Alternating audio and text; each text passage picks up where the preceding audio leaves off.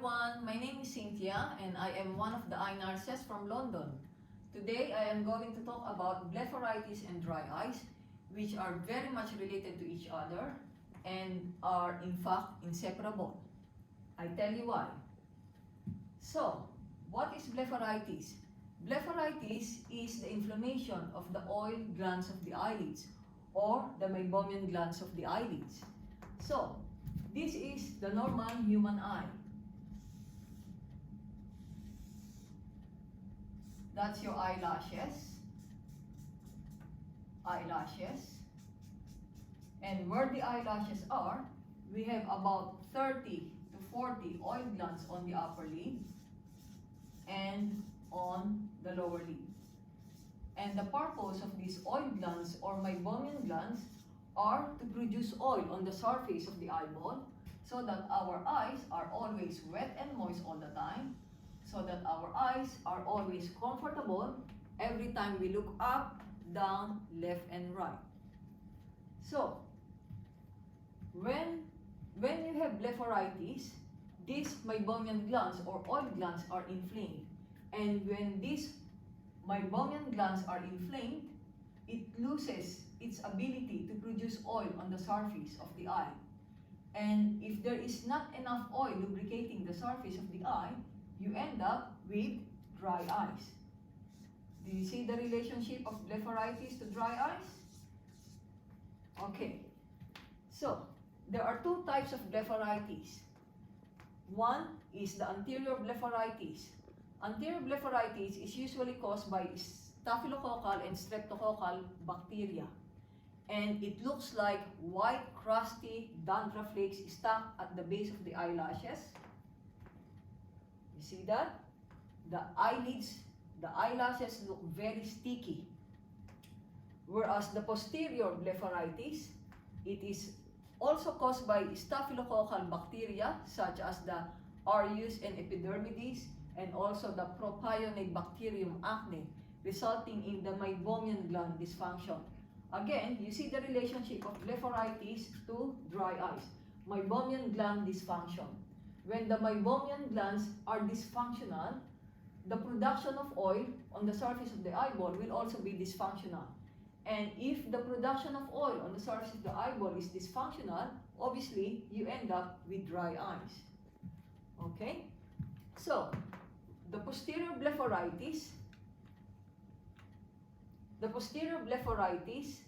in comparison with the anterior blepharitis, posterior blepharitis, the meibomian glands look dilated and pouting.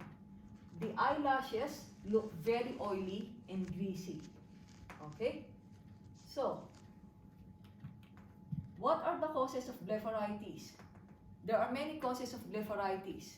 Bacteria is one, blockage of meibomian glands, skin problems like acne, rosacea, eczema, dermatitis will make you more prone to flare-ups of blepharitis. Systemic diseases such as diabetes will also make you more prone to flare-ups of blepharitis. What are the signs and symptoms of blepharitis and dry eyes? They are the same, very much similar. So, remember, anterior blepharitis will give you the crusty, sticky, white dandruff flakes stuck on the eyelashes. Posterior blepharitis will give you the greasy, oily eyelashes, pouting meibomian glands, dilating meibomian glands, and itchy, red, swollen lids. In both blepharitis and dry eyes, the patient will feel burning, gritty, foreign body sensation. They feel something is in the eye, but there is none. The eyes will water a lot. Why is that? There are two reasons for that.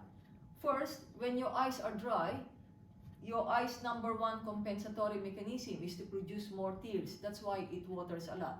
Two, in 80% of the population, if the eye is dry, it is usually the outer oily part of the tear film or the outer lipid layer of the tear film that is missing, and it is that oil, it is that layer of the tear film that holds the water content of your tears.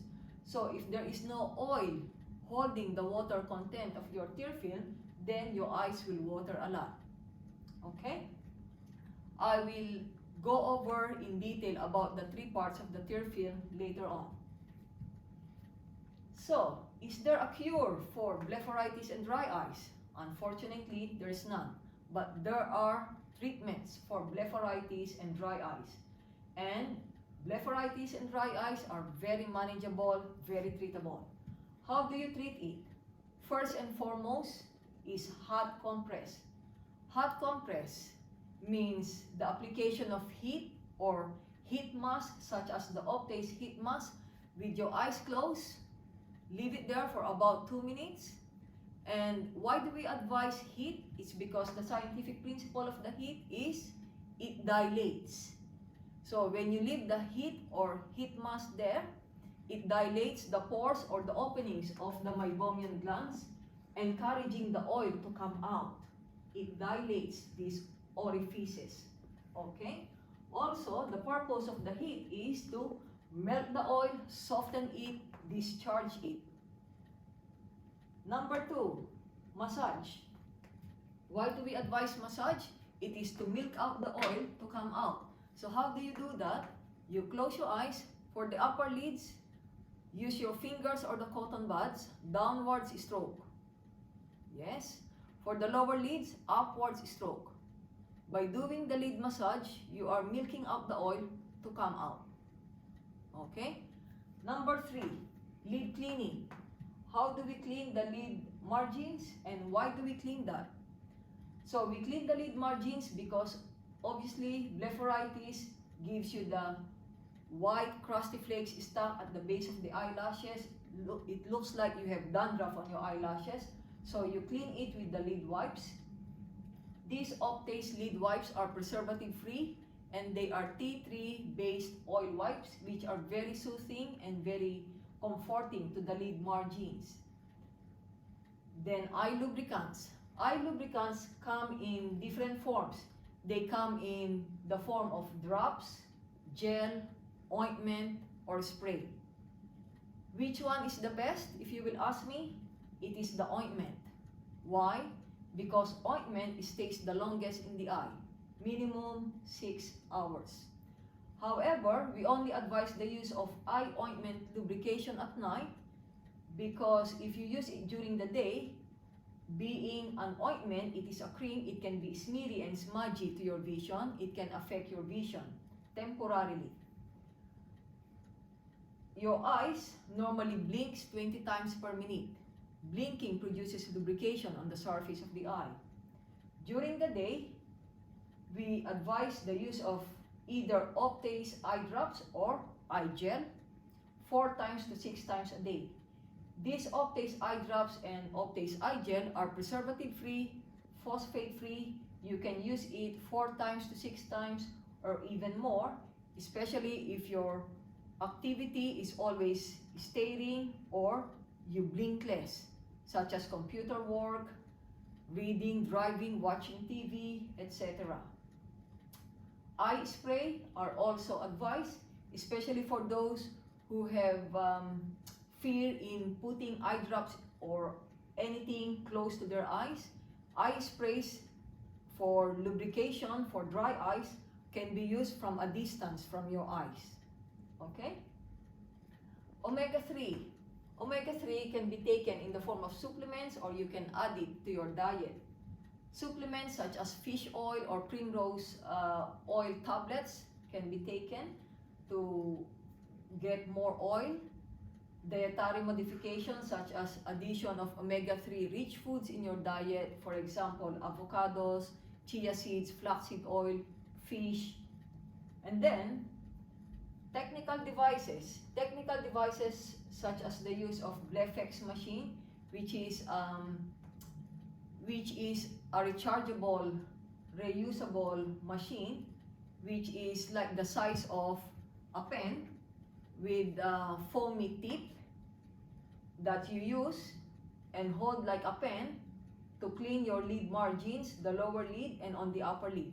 However, you may not be comfortable using this, so we have lots of eye care professionals in the private clinics who can do this for you, together with the IPL laser machine, again for the treatment of blepharitis and dry eyes. In private clinics, eye care professionals can also do the manual expression of your meibomian glands using forceps. Okay, so these are the examples of the Optase heat mask that I have mentioned. You can buy them over the counter from any chemist or pharmacy in your area. These lid wipes as well are available over the counter from any chemist. All kinds of lubrication, eye drops, eye gel, eye ointment can also be bought over the counter without any prescription. This Optase Hyalonite also has the vitamin A ingredient with it, and it makes the surface of the eye stronger, and it protects the surface of the eye, and it's very good in keeping the moisture throughout the night. And the Optase spray. Now, let's talk about dry eyes. What are the causes of dry eyes? There are many factors. Aging is very obvious. As we get older, obviously, the oil production in our body is not the same as when we were 18 years old or younger. Okay? Lifestyle. For example, use of social media or digital media, or any activity that makes you to blink less, such as computer work, reading, driving, watching TV, painting, sewing, writing, even knitting. You blink less, you dry more the surface of the eyes. Environmental factors. For example, air condition, heating, electric fan, it can dry more the surface of the eyes. Medications. Certain medications, side effects, dry eyes, such as beta blockers, diuretics, antidepressants, contraceptive pills, even antihistamines or anti-allergy tablets. The side effects, dry eyes. Contact lens use. All types of contact lens, whether it's hard, soft, dailies, monthlies, all types of contact lens will cover the surface of the cornea or the eyeball. It will interfere with the normal exchange of the air, the nutrients, the tear film. It can still contribute to dry eyes. Eye surgeries, such as refractive surgeries or any surgeries, can cause dry eyes. Again, poor diet and dehydration, not drinking enough water, not including enough omega-3 rich foods in the diet can cause dry eyes. Systemic diseases such as diabetes and Sjogren's syndrome, yes, can cause dry eyes. So, whereas blepharitis has two types, dry eyes also has two types. So, one type is the aqueous deficiency or not enough water, or the evaporative dry eyes or not enough oil. So, what does it mean? So, here we go. There are three parts of the human tear film. The outermost part of the tear film is the oily layer or the lipid layer. Okay? The middle layer is the water layer or the aqueous layer. And the inner fatty part, the inner layer, is the mucin layer. So, how do the Optase eye drops work? For example, Optase eye drops works by acting as the oily layer or the lipid layer of the tear film and adhering to the water part of the tear film, hence reducing the evaporation rate of the tear film. Also, in 80% of the people who suffer from dry eyes, it is usually the oily part of the tear film that is missing. Hence, the advice of the use of the lubrication eye drops and the lubrication ointment or any ocular lubricants will keep this oil layer firm and stable, hence reducing the evaporation rate of the tear film. Any questions? This is all about the blepharitis and dry eyes. I hope you enjoyed the presentation. Thank you.